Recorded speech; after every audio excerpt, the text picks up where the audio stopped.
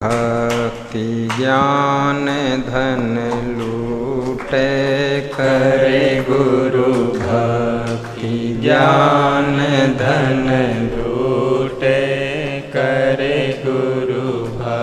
धर्म करते ही सुख को भोगे पुनः देह धरि जूटे।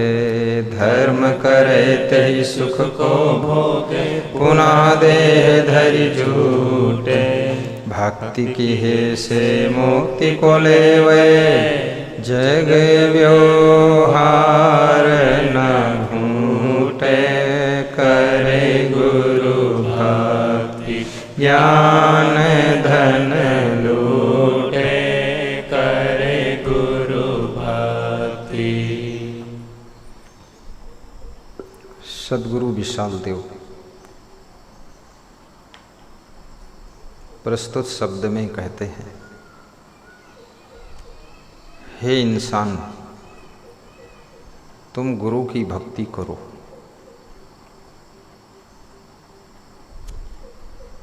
और ज्ञान धन लूटो। विशाल देव ने ज्ञान को धन कहा है। सोना चांदी भी धन है, रुपया पैसा भी धन है,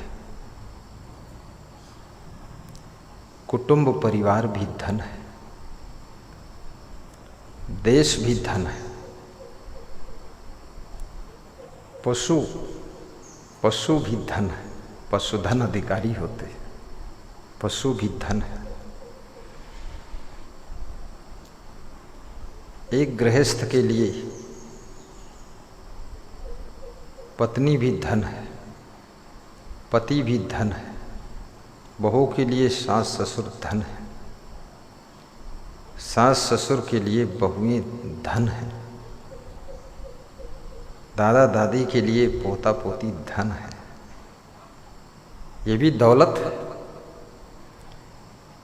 जिनके पास में बहुत धन है, बहुत रुपये है, लेकिन पोता का जन्म नहीं हो रहा है। बेटे का विवाह हुए 10 वर्ष हो चुके, 20 वर्ष हो चुके, 30 वर्ष हो चुके। बेटी का जन्म हुआ है, बेटा नहीं हुआ है। बहुत धन है, अपार धन है, फैक्ट्री है, कंपनी है, लेकिन मन दुखी है। क्यों? क्योंकि पुत्र धन नहीं है, पोता धन नहीं है। सास ससुर भी सोचते हैं एक पोता हो जाता, कम से कम आगे नाम भी चलता, वंश भी चलता, और इस दौलत का उत्तराधिकारी हो जाता। माता पिता भी सोचते हैं, अरे ये एक पुत्र के इंतजार में 7 लड़कियां हो चुकी, पुत्र नहीं हुआ, कैसे करें? और गुरु भी श्रेष्ठ धन है। गुरु का ज्ञान परम धन है। तो विशाल देव कहते हैं, ज्ञान रूपी धन लूटो। लूटने की बात क्यों कही है?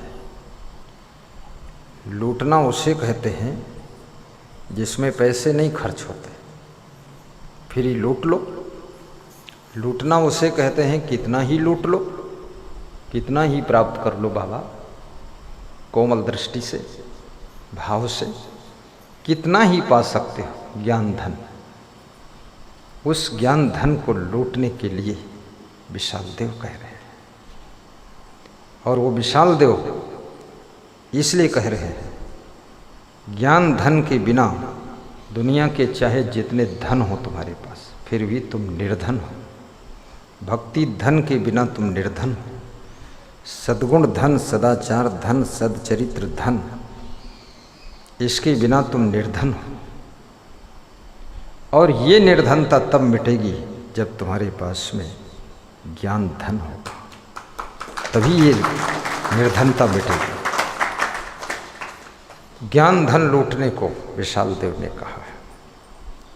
जिसको आत्मज्ञान नहीं, भौतिक ज्ञान नहीं, आध्यात्मिक ज्ञान नहीं, पारिवारिक ज्ञान नहीं, सामाजिक ज्ञान नहीं, शारीरिक ज्ञान नहीं, जिसको सुबह से शाम तक की दिनचर्या का ज्ञान नहीं, वो व्यक्ति दुखी रहता है, उल्टा पल्टा काम करता है।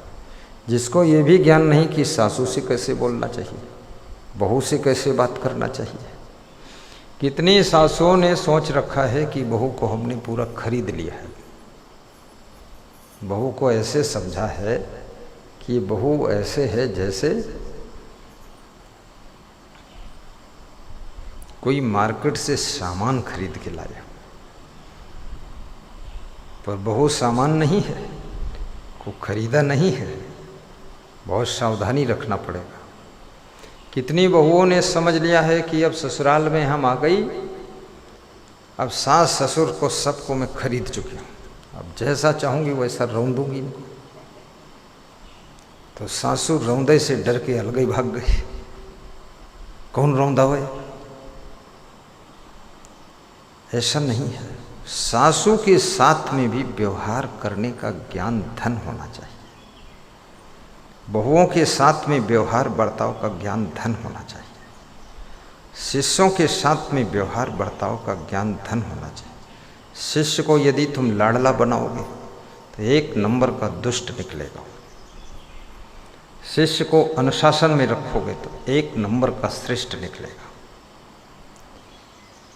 इसलिए गलती करने पर शिष्य को डांटना भी चाहिए, पुत्र को गलती पर थोड़ा डांटना भी चाहिए, समझाना भी चाहिए। और ज्ञान धन जिसको मिल जाता है, धनवंता सोई जना जाके राम नाम धन हो।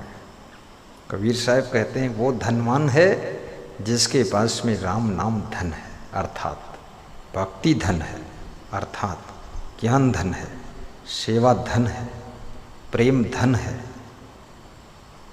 सहनशीलता धन है, क्षमा धन, खावई गमा। सद्गुण शतक में पढ़ो आप, उसमें पढ़ के देखो धन के बारे में। पढ़िए सद्गुण शतक से, पढ़िए आप, खोलिए किताब लेकर बैठ जाइए। नवनियम में धन की बात आई है, उसमें धन का प्रसंग है, कौन कौन धन आता है। ये धन, इसलिए धनवान भी सुखी नहीं है क्योंकि उसके पास में सद्गुण का धन नहीं है, विवेक का धन नहीं है, आत्मज्ञान का धन नहीं, इसलिए वो दुखी रहता है।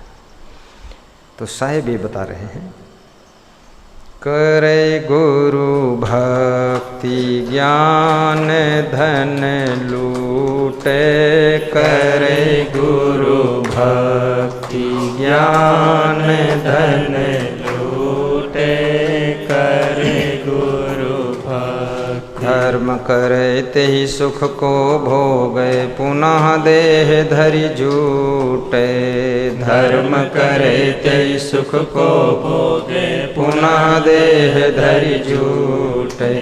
भक्ति की है से मुक्ति को लेवे, जग व्यवहार न घूटे। करे गुरु भक्ति ज्ञान धन लूटे, करे गुरु भक्ति। बंदों सन्मुख पारखी शीस भेंट धरी हाथ, बचन उचारों बंदगी शक्ति प्रेम के साथ। साहिब बंदगी, साहिब बंदगी। बोलिए।